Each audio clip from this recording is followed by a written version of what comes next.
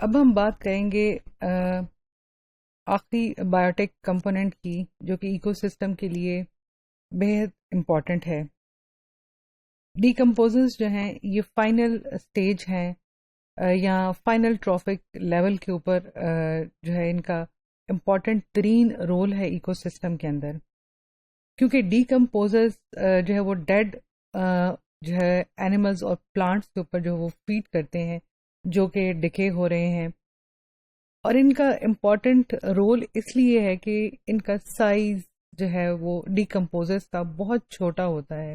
لیکن ان کا رول بہت بڑا ہے، کیونکہ وہ ایلیمنٹس، وہ جو ہیں منرلز جو کہ اینیملز اور پلانٹ باڈیز کے اندر کمپیکٹ فارم میں، کمپاؤنڈ کی فارم میں بانڈز کے ساتھ جڑے ہوئے ہیں، ان کا ریلیز ہونا بہت ضروری ہے. ادروائز جو ایکو سسٹم ہے اس کے اندر ان منرلز کا، ان ایلیمنٹس کی جو ہے وہ ڈیفیشنسی ہو جائے گی، اور ایکو سسٹم کے اندر ان ایلیمنٹس اور منرلز کی کوئی اور سورس نہیں ہے. یہ یہاں پہ آلریڈی اس ایکو سسٹم کا، زمین کا یا پانی کا جو ہے وہ نیچرل پارٹ ہے، کسی اور سورس سے جو ہے وہ آ نہیں رہے ہیں. کوئی جو ہے وہ انفلو ان کا نہیں ہے کہ یہ آؤٹ فلو تو ہو جائے لیکن جو ہے یہ واپس نہ آئے. اس لیے نیوٹرینٹس کی سائیکل کے لیے، اس کی ری سائیکلنگ کے لیے، اس کو دوبارہ ایکو سسٹم میں انٹر کر کے تمام جو ہے وہ لیونگ آرگنزمس کو جو ہے وہ زندگی پرووائڈ کرنے کے لیے ان جو ہے ڈیکمپوزرز کا جو ہے وہ رول انتہائی امپورٹنٹ ہے.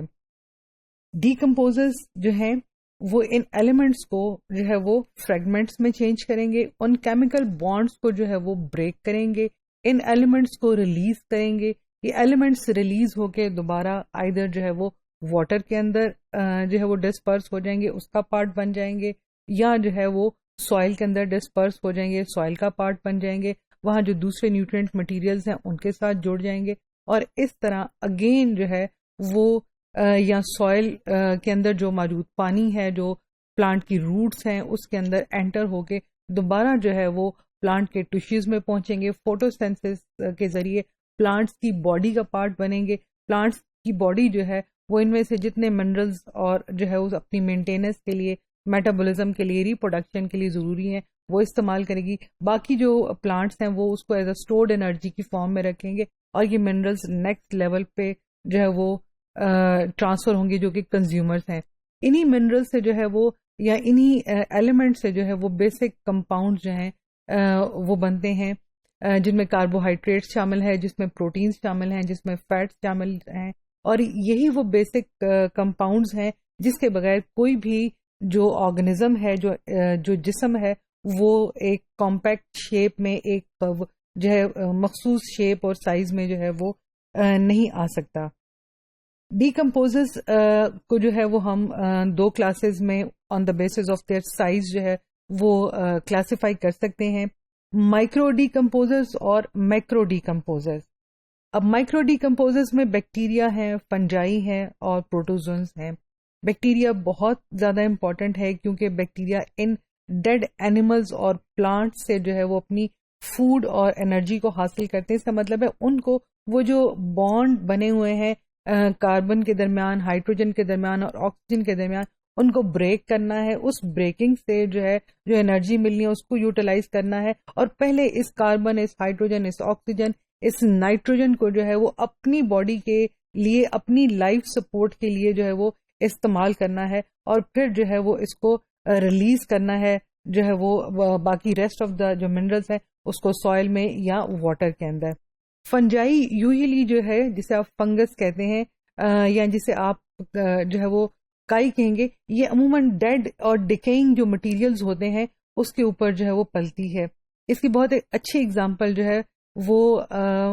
جو اورنج ہے اس کے اوپر لگی ہوئی پھپھوندی جسے ہم کہتے ہیں وہ ہے. بیسیکلی تو وہ پھپھوندی جو ہے وہ کسی جو ایئر بورن سپورز ہے وہ وہاں پہ اس جو ہے وہ مالٹے کے اوپر آ کے لگ گئے، اس اورنج کے اوپر لگ گئے. اس کے بعد جو ہے وہ آہستہ آہستہ اس نے اس کے جو ہے وہ جو اوپر کا جو کوٹ ہے اس کو جو ہے ڈیزالو کرنا شروع کیا تاکہ وہ انرجی حاصل کرے. اس کے بعد اس کی جو ہے وہ نیچے پلپ جو ہے اس کو ڈیزالو کرے گی اور جو ہے فنجائی، اور خود جو ہے وہ فنجائی پھیلتی جائے گی. یہ مولڈ جو ہے وہ ڈفرینٹ کلرز کی بھی ہو سکتی ہے, سم ٹائم بلیک ہوتی ہے, سم ٹائم گرینش کلر کی ہو سکتی ہے, سم ٹائم بلیک کلر کی ہو سکتی ہے. ڈبل روٹی کے اوپر جو لگی ہوئی مولڈ ہوتی ہے, سوکھی روٹیاں یا اس طرح سے جو کوئی جو ڈیڈ آپ نے یا ڈیکیئنگ مٹیریل ہے وہ کہیں سائڈ پہ رکھ دیں تو ان کے اوپر جو وہ پھپھودی جو ہے وہ آ جاتی ہے, دیٹ از فنگس. اور وہ فنگس کیا کہیے کہ اس جو کمپیکٹ جو ہے وہ کاربن, ہائیڈروجن اور آکسیجن جو ہے ان کو ریلیز کر کے ان کی بانڈنگ کو توڑ کے نہ صرف خود انرجی لے رہی ہے بلکہ اس کو جو ہے سسٹم میں دوبارہ جو ہے وہ انٹر بھی کر رہی ہے. میکرو کنزیومرز, میکرو ڈی کمپوزرز جو ہیں اس کا جو سائز ہے باڈی کا وہ تھوڑا بڑا ہے. جو ارتھ وارم ہے یہ ان کی جو ہیبیٹیٹ ہے یہ سوائل کے اندر ہے, سوائل کے اندر رہتے ہیں, لیکن آہستہ آہستہ سوائل کو جو ہے وہ جو ہے خرشتے ہوئے اس کے اندر اپنا راستہ بناتے ہوئے جو ہے وہ اوپر کی طرف آتے ہیں. تو کیا ان کی باڈی جو ہے وہ ویٹ ہے, موئسٹ ہے, اس کے ساتھ جو سوائل لگی ہے وہ اوپر کی طرف آتی ہے. اس طرح نیچے سے جب اوپر آتے ہیں تو نیچے کی سوائل جو ہے وہ اوپر کی طرف آئے گی, نیچے کے جو ایلیمنٹس ہیں, نیچے کے جو منرلز ہیں وہ جو ہے وہ اوپر کی طرف آئیں گے, لہٰذا وہاں جو ہے وہ